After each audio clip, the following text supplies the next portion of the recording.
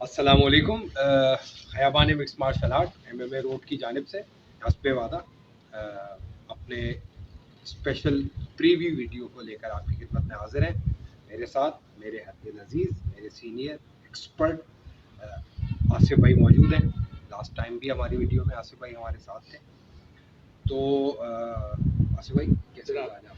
अल्हम्दुलिल्लाह, खुश आमदीद, गुड इवनिंग व्यूअर्स।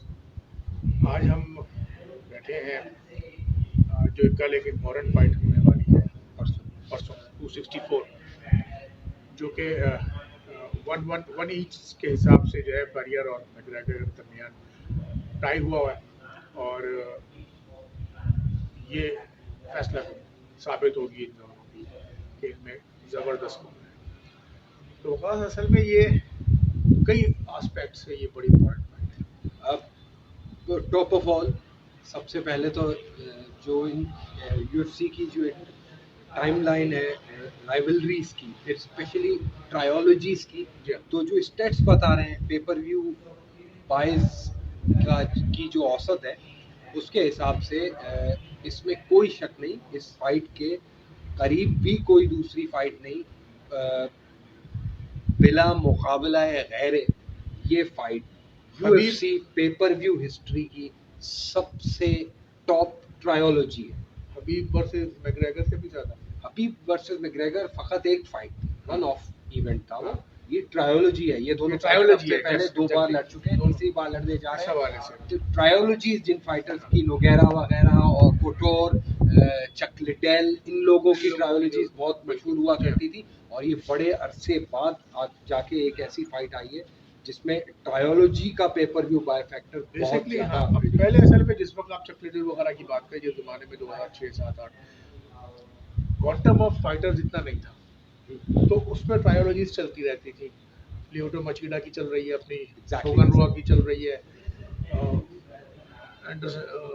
वेंडरली सिल्वा वो उसकी चल रही है, विक्टर बेलफोर्ड की चल रही है। तो इन सब की तीन फाइट्स की या दो फाइट्स की जो थी वो राइवलरीज चल रही थी। अब फाइटर्स ज्यादा, डिवीजन एक्सपेंड होते हैं, नंबर ऑफ फाइटर्स ज्यादा है, इस लिहाज से उनका नंबर भी देर में। और बिलखुसूस जिस डिवीजन की इस फाइट में हम बात कर रहे हैं, लाइट वेट डिवीजन, वो तो सबसे ज्यादा एक्सपेंड। इसमें ये बड़ी देर के बाद आई। दोनों एग्रेसिव है, लेकिन जो जो बेसिक इनका स्टांस है फाइटिंग में वो थोड़ा हेजिटेंट है। पायरियर की एक खासियत है कि इसको आप कह सकते हैं कि ये दोनों काउंटर अटैकर्स हैं। हाँ, काउंटर और निस्बतन प्रिसीशन स्ट्राइकर्स हैं।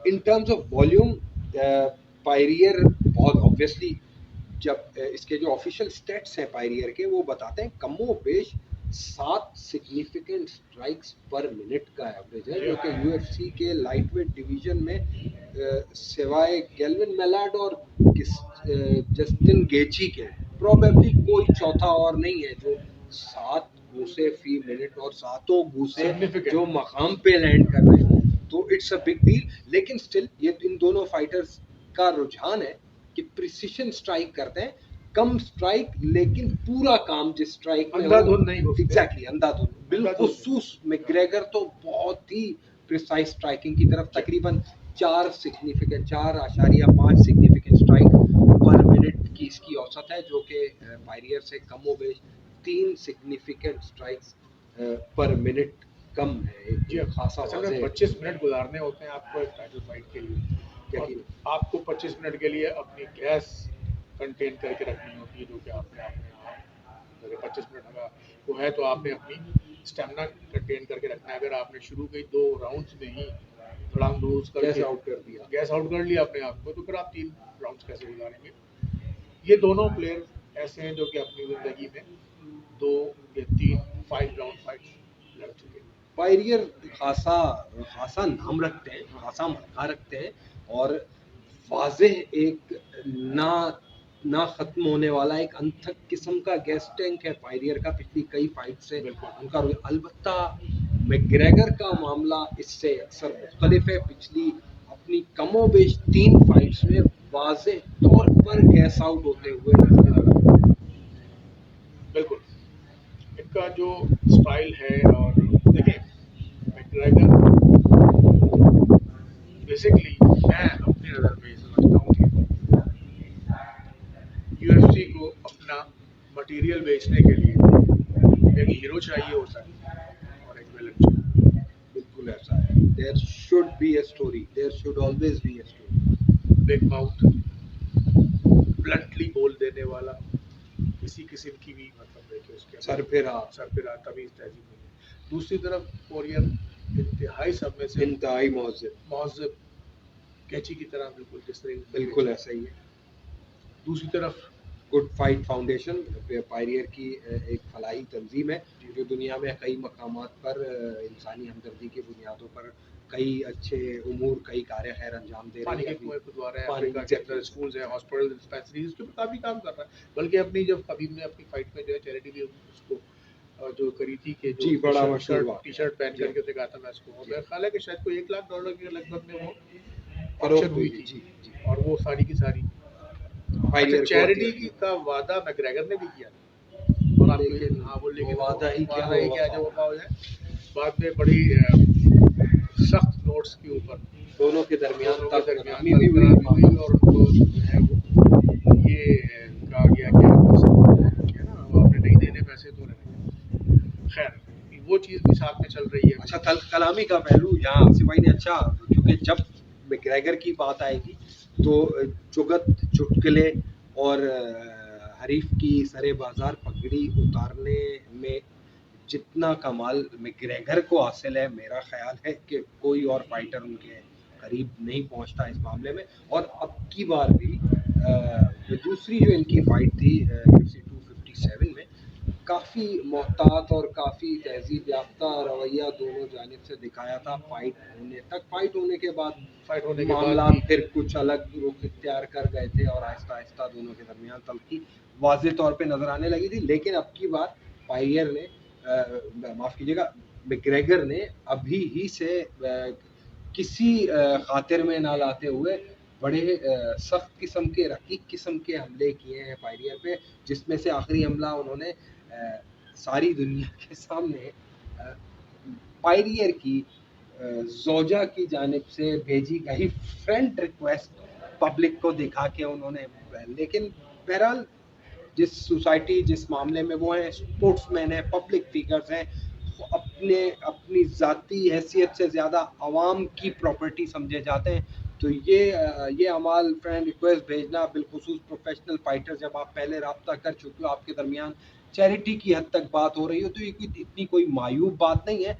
अब मैकग्रेगर की कजी या उसके जहन का टेढ़ापन ज़रूर इससे झलकता है। बहरहाल फाइट की तरफ दोबारा वापस आते हैं। 5 राउंड का इम्कान, आपके ख्याल में ये फाइट 5 राउंड करेगी? देखिए अभी हम जैसे कि बात कर रहे थे कि दोनों खिलाड़ियों का जो स्टाइल है वो है काउंटर स्ट्राइक, यानी खुद पहल नहीं, और दोनों पहले आपके इंतजाम में रहेंगे। पहला राउंड कमोबेश ऐसा ही, लेकिन मेरा ख्याल है कि चौथे राउंड तक तो जाएगी। पिछली फाइट में जहाँ तक मुझे याद पड़ रहा है, 32वें सेकंड में पायरियर कॉनर मैकग्रेगर को टेक डाउन कर चुका था। तो पायरियर अपना रुझान, अपनी इकदामी टेंडेंसी वाज़े तौर पर चेंज कर चुका है पिछले कुछ अर्से के दौरान, और इसमें कोई शक नहीं है। साबिक चैंपियन, अजीम तरीन चैंपियन लाइट वेट की हिस्ट्री के हबीब नूर मोहम्मद भी कह चुके हैं कि उनके पाए, उनकी बराबरी का फिल वक्त न सिर्फ यूएफसी बल्कि आलमी अखाड़े में, आलमी तनाजुर में भी कोई पायरियर के मुकाबले तो ऑल ओवर बहुत बेहतरीन फाइटर है, स्टेमिना के लिहाज से फाइट। मेरा ख्याल है मैकग्रेगर वेरी होंगे, उनके जहन के किसी नया खाने में ये खौफ ज़रूर गर्दिश कर रहा होगा कि वो 25 मिनट के काबिल तो बहरहाल नहीं है पायरियर का सामना करने के, और उस अप्रोच के साथ जो प्रिसिशन आर्टिस्ट या काउंटर आर्टिस्ट जिसका आपने अभी जिक्र किया, अगर वो रवैया इख्तियार करते हुए पायरियर से आप 25 मिनट करने जाएंगे, एक ऐसा फाइटर जो 1 मिनट में 6.5 सिग्निफिकेंट स्ट्राइक्स आपको मार रहा है, चिराग गुल होते नजर आ रहे हैं।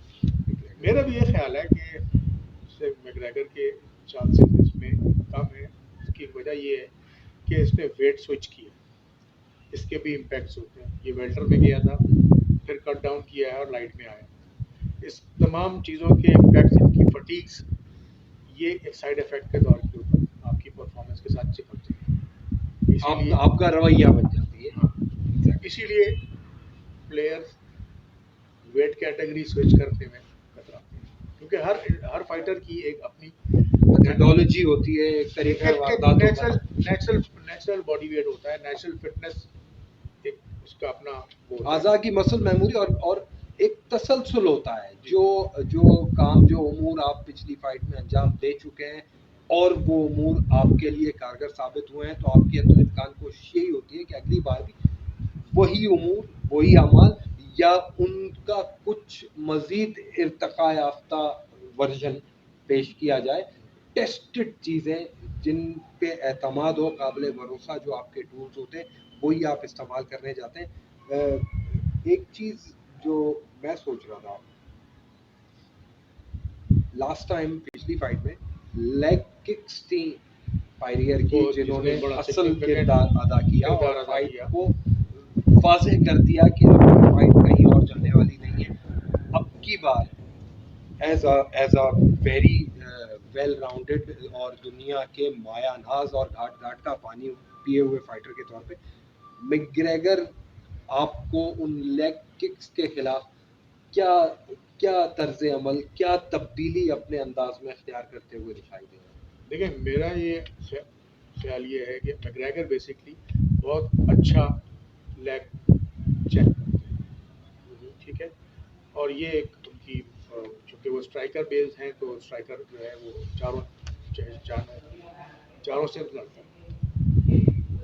मेरा ये ख्याल है कि इसने कुछ ना कुछ जो बंदोबस्त किया होगा, वो उसको डॉज करेगा, पैडी करेगा, या अगर वो देखेगा कि नहीं आ सकती तो सिंपली उसको चेक करने की कोशिश करेगा। यानी उसकी लेग किक के सामने आप भी अपनी टांग का स्टांस ले लेते हैं, तो उसकी किक का इम्पैक्ट आपकी टांग की मजबूत हिस्से के ऊपर पड़ता है, जिसकी वजह से अटैक करने वाले को भी इसका कुछ इफेक्ट आता है, और फिर वो अगली लेग किक जरा मोहतात होकर के मारेगा। तो मैकग्रेगर को इस चीज़ का तो अंदाज़ा है कि पिछली फाइट में लेग किक्स ने क्या काम किया था, तो यकीनन वो उसके लिए कोई ना कोई तैयार होता है। फुटवर्क बहुत अच्छा है मैकग्रेगर, बहुत एक्सेप्शनली अच्छा है। और उसका एक तरीका लेग किक से बचने का तरीका ये है कि आप मूविंग टारगेट रहेंगे, मुश्किल रहेगा। और लेग किक्स हमेशा आप देखें, नेट डियाज को पड़ती है लेग किक्स। उसकी वजह ये है कि वो ब्रॉलर है, ब्रॉलर पॉकेट में आके लड़ता है, पॉकेट में आकर के घुस के लड़ता है, और अपनी जो फ्रंट लेग होती है उस पर लोड देकर, जो कि कह सकते हैं आपके किक बॉक्सिंग स्टाइल भी। जी हाँ, बिल्कुल ऐसा बेसिकली ये बॉक्सिंग स्टाइल। और ये इसी नुक्ते की तरफ मैं भी आ रहा था। आपने बात की मैकग्रेगर की रेंज और फुटवर्क की, एक गैर मामूली फुटवर्क की। पिछले 3 से 4 सालों में मैकग्रेगर वाली तौर पे अपना मारूफ कराटे स्टांस छोड़ के वाज़ेह तौर पर अब एक बॉक्सिंग स्टांस के फाइटर के तौर पर नजर आ रहे हैं, मुस्तकिल बॉक्सिंग स्टांस फाइटर के तौर पर नजर आ रहे हैं। तो क्या ये वो जो लेग किक्स की वारदात थी, क्या ये बॉक्सिंग स्टांस उसका पेश क़ैमत? मेरा ख्याल है, क्योंकि बॉक्सिंग स्टांस में चूंकि आप बॉक्सिंग में आप सिर्फ पंच चूज कर रहे हो और पिवट करते हैं, जाहिर है अपनी पावर, और टांग आपकी कितनी ही वल्नरेबल हालत में हो, आपको खतरा नहीं होता, क्योंकि उसमें लेग किक आपको नहीं देनी होगी बॉक्सिंग स्टांस में। इस स्टांस के अंदर आपका हेड वर्क, हेड मूवमेंट और आपकी बॉक्सिंग कॉम्बिनेशन बहुत लीथल हो जाती है। लेकिन दूसरी तरफ आपको इसकी कॉस्ट पे करनी पड़ती है कि अगर दूसरा मार्शल आर्टिस्ट किक बॉक्सर निकल आए, या टेक डाउन की टेंडेंसी होती है, टेक डाउन भी किया जा सकता है। मैकग्रेगर ने अपना स्टांस वाज़ेह तौर पे चेंज किया। पहले वो कराटे स्टाइल उनका होता था, डांगे गोल करके, और एक वो क्रैब वॉक करते थे। बिल्कुल ऐसा ही है, जिससे उनकी किक्स को बड़ा एक डायनेमिक, बड़ी रिदम मिलता, बड़ी क्विक जो है वो स्विच किक्स मारता था, और अब आप देखें कि अब वो ज़्यादातर बेस करता है या तो किक्स, उसकी बॉडी किक्स होती है, या वो अपनी बॉक्सिंग पे बेस करता है, उसने अपना और स्टाइल। बॉक्सिंग में भी अगर फाइट को किसी नतीजे, किसी मकाम पे पहुंचाना है, और बिलखुसूस जब आप कॉनर मैग्रेगर हैं और सवाए टॉप नॉच फाइटर्स के बिल्कुल आला तरीन बाम के लेवल पे लड़ने के अलावा आपके पास कोई और चारा नहीं है, तो फिर सिर्फ एक स्ट्रेट लेफ्ट हैंड पे इक्तफा करना मेरा ख्याल है। यही लगता है मुझे कि मैग्रेगर अपने सिर्फ लेफ्ट जैब के ऊपर जो और straight left straight not jab straight left, और ये एक अरसे से ये उसकी रिवायत चली आ रही है। टर्किश में कोई नया तीर क्या मैग्रेगर जुजित्सु या ग्रैपलिंग अटेम्प्ट कर सकते हैं? याद रहे पायरियर का गैर मामूली बेहतर टेक डाउन डिफेंस है। टेक डाउन डिफेंस मैग्रेगर का भी नो डाउट बहुत शानदार है। मैग्रेगर का ग्राउंड गेम भी डिफेंस बेस्ड है, आप देखें वो अटैक नहीं करता। ग्राउंड एंड पाउंड तो एक आपको अपॉर्चुनिटी अपने कैरियर की 5 फाइट्स में से 3 फाइट्स में मैग्रेगर को सबमिट किया गया, जिनमें वो हारे हैं। सबमिट जो किया गया ना, वो तो कैरियर की 5 शिकस्तों में से 2 बार नॉकआउट हुए, पांचों ही फाइट्स फिनिश हुई हैं, कभी डिसीजन पे नहीं गई है, 3 बार हार मनवाई गई है दाव के जरिए, 2 बार नॉकआउट का शिकार किया गया है। नाज़रीन, अब हम भी आपकी तरह इस फाइट के आने के इंतजार में हैं। कुछ नहीं कह सकते, अभी भी दोबारा ये बात कहेंगे कि दोनों तरफ खिलाड़ी है, दोनों तरफ मायानाज खिलाड़ी है। एक तरफ वॉरियर है तो दूसरी तरफ भी मैग्रेगर है। लम्हे भर में, पल भर में फैसला मिक्स मार्शल आर्ट में चेंज हो जाता है। फर्क की खलीज कोई बहुत बड़ी, कोई बहुत वाजे नहीं है। 50-50 किस्म का ही मुकाबला बज़ाहिर होता नजर आ रहा है, लेकिन माजी की रिवायत लेते हुए और जो आर्ट, जो कला आपने उस 25 मिनट के अंदर पेश करनी है, उसकी तवातुर के साथ मश्क पे ज्यादा उमूर होने के बायस मेरा ज़ाती ख्याल है, पेशनगोई की तरफ आते हैं, मेरा ज़ाती ख्याल है अब की बार भी थोड़ा सा मुकाबला ज़्यादा मुहतात करने की कोशिश करेंगे कॉनर मैग्रेगर, लेकिन आई प्रेडिक्ट, मेरा ख्याल है तीसरे राउंड में इस बार भी डस्टिन पायरियर तीसरे और चौथे राउंड में जो है कम से कम वाज़े जरूर हो जाएगा कि मैच किस तरफ जा रहा है। और मैं 1 पॉइंट ज़्यादा पायरियर को मेरे नज़दीक 51-49 का रेशियो 51 पायरियर के, क्योंकि एक तसलसल है उसकी भी जीत का, और स्टाइल का तो एक 2 डिवीजन का चैंपियन, दोनों डिवीजन छोड़ छाड़ के चला, फिर वापस आया तो बॉक्सिंग की रंगीनियों और 100 मिलियन के नंबरों के पीछे उस चकाचौंध में गुम हो गया।